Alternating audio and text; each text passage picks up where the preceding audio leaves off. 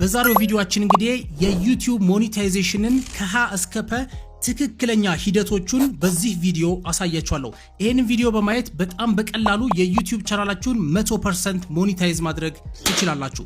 አሁን ወደ ጉዳያችን እንገባለን። ውድ ቻናላችን ቤተሰቦች አንድ ዩቲዩብ ቻናል 1000 ሰብስክራይበር እና 4000 ሰዓት ሞላ ማለት ያ ዩቲዩብ ቻናል ሞኔታይዝ ይሆናል ማለት አይደለም። የዩቲዩብ ቻናላችሁ ሞኔታይዝ ሆኖ ገንዘብ ለመስራት ከሚያስፈልጉት ወሳኝ ነገሮች መሃል ጥቂቶቹ ልንገራችሁ። የመጀመሪያው እንግዲህ የዩቲዩብ ቻናላችሁ የዩቲዩብን የሞኔታይዜሽን ፖሊሲ መከተል አለበት።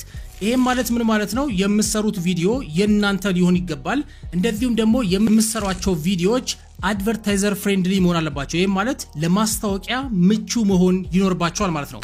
ወደ ሁለተኛውና ወደ ዋነኛው ስንመጣ የዩቲዩብ ቻናላችሁ ኮሚኒቲ ጋይድላይን ስትራይክ እንዲኖርበት አይፈለግም ማለት ነው። ልክ ሞኔታይዝ ልታረጉ ስትሉ ማለት ነው። ውድ የቻናላችን ቤተሰቦች ኮፒራይት ስትራይክ ሳይሆን ኮሚኒቲ ጋይድላይን ስትራይክ ማለት ነው። ወደ ሶስተኛው ስናልፍ የዩቲዩብ ቻናላችሁ ቱ ስቴፕ ቬሪፊኬሽን መብራት ይኖርበታል ማለት ነው። ቱ ስቴፕ ቬሪፊኬሽን ካላበራችሁ ወደ ሞኔታይዜሽን ታብ በፍጹም አይወስዳችሁ ማለት ነው። ወደሚቀጥለው ስናልፍ ደግሞ አድቫንስድ ፊቸርስ የሚባሉት ነገሮች መከፈት ይኖርባቸዋል። እነዚህ አድቫንስድ ፊቸር የሚባሉት እነዚህ የምትመለከቷቸው ሶስቱ ነገሮች ኢኔብል መሆን ይኖርባቸዋል ማለት ነው። ሌላኛው ደግሞ የዩቲዩብ ቻናላችንን ኮኔክት የምናደርግበት አድሰንስ አካውንት ያስፈልገናል ማለት ነው። ወደ መጨረሻውና ወደ ዋነኛው ስመጣላችሁ የዩቲዩብ ቻናላችሁ ሞኔታይዝ እንዲሆን የሚያስፈልጉት ክራይቴሪያዎች ይኖራሉ። እነዚህንም ክራይቴሪያዎች እንግዲህ በሶስት መክፈል እንችላለን ማለት ነው። የመጀመሪያው እንግዲህ ክቡራን የቻናላችን ቤተሰቦች የዩቲዩብ ቻናላችሁ 1000 ሰብስክራይበር እና 4000 ሰዓት ከሞላ ሞኔታይዝ መሆን ይችላል ማለት ነው። ሌላኛው ደግሞ የዩቲዩብ ቻናላችሁ 1000 ሰብስክራይበር እና 10 ሚሊዮን የሾርት እይታዎችን በ90 ቀን ውስጥ ካገኛችሁም የዩቲዩብ ቻናላችሁ ሞኔታይዝ መሆን ይችላል ማለት ነው። ወደ ሶስተኛው ስመጣላችሁ ደግሞ የዩቲዩብ ቻናላችሁ 500 ሰብስክራይበር እና በ90 ቀን ውስጥ 3 ቪዲዮዎችን መልቀቅ ይኖርባችኋል። እንደዚሁም ደግሞ 3000 ሰዓት ካላችሁ ሞኔታይዝ መሆን ይችላል ማለት ነው። ሌላኛው ደግሞ 500 ሰብስክራይበሮችን እና 3 ሚሊዮን የሾርት ቪዲዮ እይታዎችን በ90 ቀን ውስጥ ካገኛችሁም በሚገባ የዩቲዩብ ቻናላችሁ ሞኔታይዝ መሆን ይችላል ማለት ነው። ክቡራን የቻናላችን ቤተሰቦች እነዚህን አራቱን የነገርኳችሁን ክራይቴሪያዎች ካሟላችሁ በኋላ ወደ ዩቲዩብ ሞኔታይዜሽን ቦታ ከገባችሁ በኋላ ደግሞ ያሉትን እያንዳንዳቸውን ስቴፖች በግልጽ ላስረዳችሁ። እነዚህን ስቴፖች በማየት በጣም በቀላሉ ማንንም ሰው ሳትጠይቁ 100% የዩቲዩብ ቻናላችሁን ገንዘብ እስከምትቀበሉ ድረስ ያለውን ስቴፕ በሚገባ ማስተካከል ትችላላችሁ ማለት ነው። የመጀመሪያው ስቴፕ እንግዲህ 1000 ሰብስክራይበር እና 4000 ሰዓት ከሞላን ወይም ደግሞ ቅድም ከነገርኳችሁ ከአራቱ መስፈርቶች አንዱን ካሟላችሁ እንደምትመለከቱት ዩቲዩብ ስቱዲዮ ላይ ከገባችሁ በኋላ እርን የምትሏን ከነካችሁ በኋላ የመጀመሪያው ስቴፕ እንግዲህ ምንድነው? ክቡራን የቻናላችን ቤተሰቦች የዩቲዩብን የሞኔታይዜሽን ፖሊሲ ወይም ደግሞ ህግና ስርዓቱን እከተላለሁ ብለን የምንመርጥበት ቦታ ነው። እሱኛውን በሚገባ እንስማማለን። በመቀጠል ሁለተኛው ስቴፕ ደግሞ ምንድነው? የአድሰንስ አካውንታችንን ክሬት የምናደርግበት ነው። ስለዚህ በትክክለኛ መንገድ የአድሰንስ አካውንት ክሬት ማድረግ ይኖርብናል ማለት ነው። ከዚህ በፊት ግን ሌላ አድሰንስ ካላችሁ እሱንም መጠቀም ትችላላችሁ። ወደ ሶስተኛው ቦታ ስንመጣ ደግሞ እዚህ ሶስተኛው ጋር እንደምትመለከቱት የዩቲዩብ ቻናላችሁ ሪቪው ይደረጋል። ይሄም ማለት ቅድም መጀመሪያ ላይ ነገርኳችሁ የዩቲዩብ ቻናላችሁ የዩቲዩብን ሞኔታይዜሽን ፖሊሲ ወይም ደግሞ ህግና ስርዓቱን ይከተላሉ የሚሉትን ነገሮች ቼክ ያደርጉታል ማለት ነው። ክቡራን የቻናላችን ቤተሰቦች ከነዚህ ከሁለቱ ስቴፖች መሃል አንዱ ላይ ችግር ከገጠማችሁ እነዚህን ችግሮች የምታስተካክሉባቸውን ቪዲዮዎች ከታች ዲስክሪፕሽን ላይ አስቀምጬላችኋለሁ። እነሱን በማየት ማስተካከል ትችላላችሁ። እነዚህን ሶስቱን ስቴፖች በሚገባ ካለፍን በኋላ ዩቲዩብ ራሱ እንግዲህ እንኳን ወደ ዩቲዩብ ፓርትነር ፕሮግራም በሰላም መጣችሁ ብሎ እንግዲህ ይቀበለናል። ስለዚህ ይሄም ማለት ምን ማለት ነው? አሁን የዩቲዩብ ቻናላችን ገንዘብ መስራት ጀምሯል ማለት ነው። ስለዚህ ይሄ ዩቲዩብ ቻናላችን ገንዘብ የሚሰራባቸው ብዙ አይነት መንገዶች አሉ። ከነዚህ መንገዶች እንግዲህ አንዱ ዋች ፔጅ አድስ የሚባል ቦታ አለው። ይሄ ዋች ፔጅ አድስ የሚባለው ቦታ ምንድነው ማለት ነው? በዩቲዩብ ላይ የምትሰሯቸው ቪዲዮዎች ላይ ማስታወቂያዎች እየታዩ ዩቲዩብ ለእናንተ ገንዘብ የሚከፍልበት መንገድ ይሄ ዋች ፔጅ አድስ ይባላሉ ማለት ነው። ሁለተኛው ደግሞ እዚህ ጋር እንደምትመለከቱት ሾርት ፊድ አድስ ይባላሉ። ይሄ ማለት ምን ማለት ነው? በሾርት ቪዲዮቻችሁ ዩቲዩብ ላይ ገንዘብ እንድትሰሩ የሚያስችለው ሴቲንግ ነው ማለት ነው።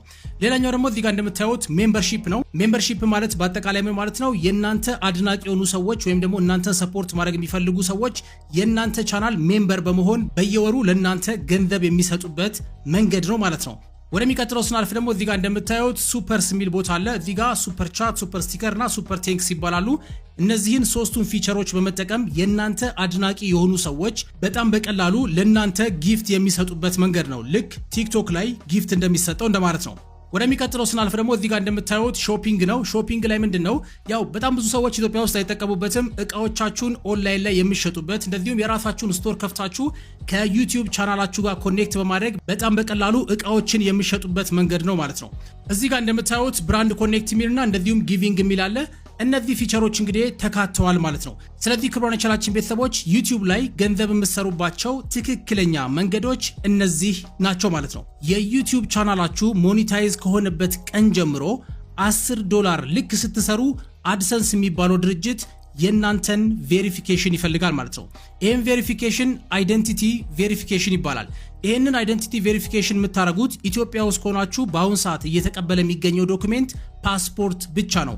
እጅግ በጣም ብዙ ሰዎች ናሽናል አይዲ ያስገብተው የአድሰንስ አካውንታቸው ቬሪፊኬሽን ቦታው ተዘግቶባቸዋል። ስለዚህ ፓስፖርት ብቻ ነው ኢትዮጵያ ውስጥ የምትጠቀሙት። በአሜሪካ በካናዳ እና በተለያዩ ሀገር የምትኖሩ ግን ድራይቨር ላይሰንስ፣ መኖሪያ ፍቃድ የመሳሰሉትን ነገሮች ማስገባት ትችላላችሁ ማለት ነው። ልክ $10 ሞላን አይደለ? አይደንቲቲያችንን ልክ ቬሪፋይ እንዳረግን ጎግል ወዲያውኑ ምን ይልክልናል ማለት ነው? ፖስታ ይልክልናል ማለት ነው። በዚህ ሂደት መሃል እንግዲህ እኛ ፖስታው እኛ ጋር እስከሚደርስ ምን ነገሮችን እናረጋለን?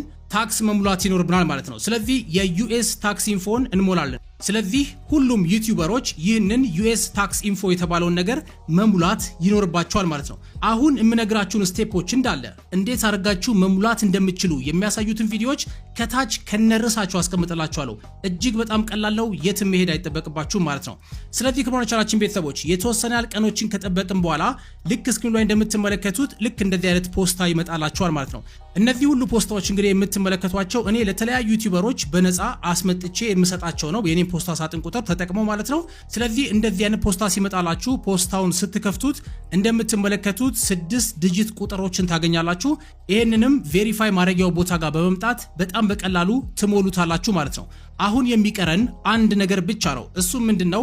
የሰራነውን ገንዘብ የምናወጣበት የባንክ አካውንታችንን ኮኔክት የምናደርግበት ቦታ ነው። እዚህ ጋር እንደምትመለከቱት እንደዚህ አይነት ቦታ ስትከፈትላችሁ በጣም በቀላሉ እዚህ ጋር መታችሁ የባንክ አካውንታችሁን ትሞላላችሁ ማለት ነው። አሁን 100% በሚባል ደረጃ የዩቲዩብ ቻናላችሁ ሞኔታይዜሽን ስቴፑን ጨርሶ ገንዘቡን ማውጣት ትችላላችሁ ማለት ነው። አሁን የሚቀረን አንድ ነገር ብቻ ነው። ለመሆኑ እንዴት አድርገው ነው የሚከፍሉን? ማለት የመክፈያው ቀን መቼ ነው የሚለውን ደግሞ እንመልከት። ክቡራን የቻናላችን ቤተሰቦች ዩቲዩብ የሚባለው ድርጅት ዩቲዩብ ላይ የሰራችሁትን ገንዘብ ለሚከፍላችሁ አድሰንስ ለሚባለው ድርጅት ገንዘቡን የሚልክበት ቀን በፈረንጆች ከቀን 6 እስከ 13 ባለው ነው። አንዳንድ ጊዜ ቀድመው የሚልኩበት አጋጣሚ አለ፣ ዘግየት ብለውም የሚልኩበት አጋጣሚዎች ይኖራሉ ማለት ነው። ስለዚህ ከ6 እስከ 13 ባለው ቀን ውስጥ የዩቲዩብ ቻናላችሁ የሰራውን ገንዘብ ወደ አድሰንስ ይላካል። ከዛ በኋላስ ይሄ አድሰንስ የሚባለው ድርጅት የሰራነውን ብር መቼ ነው ወደ አካውንታችን የሚልከው ደግሞ የሚለውን እንመልከት። አድሰንስ ላይ የገባላችሁ ብር ወደ እናንተ አካውንት የሚላከው ልክ በፈረንጆች ከቀን 21 እስከ ቀን 26 ባለው ይሆናል ማለት ነው። ስለዚህ ክቡራን የቻናላችን ቤተሰቦች ከ21 እስከ 26 ባለው የሰራችሁት ብር ይገባላችኋል ማለት ነው። ለመሆኑ የሰራነው ብር ምን ያህል ሲሆን ነው ወደ አካውንታችን የሚገባው የሚለውን ደግሞ ልንገራችሁ። ዩቲዩብ እንግዲህ ፔመንት ትሬሾልድ የሚባል ነገር አለው። ይሄ ፔመንት ትሬሾልድ ምን ማለት ነው? የናንተ ገንዘብ የሰራችሁት ገንዘብ ሚኒመም ሪኳየርመንት አለው ወደ አካውንታችሁ ለመላክ። ስለዚህ በአድሰንስ ህግ መሰረት አንድ ሰው 70 ዩሮ ወይም ደግሞ $100 ሲሞላ ነው ገንዘቡ ወደ አካውንቱ የሚገባው። ይሄ ካልሞላ ግን ወደሚቀጥለው ወር ታጥፎላችሁ በሁለቱ ወሮች የሰራችሁት ብር አንድ ላይ ተጠቃሎ ይገባል።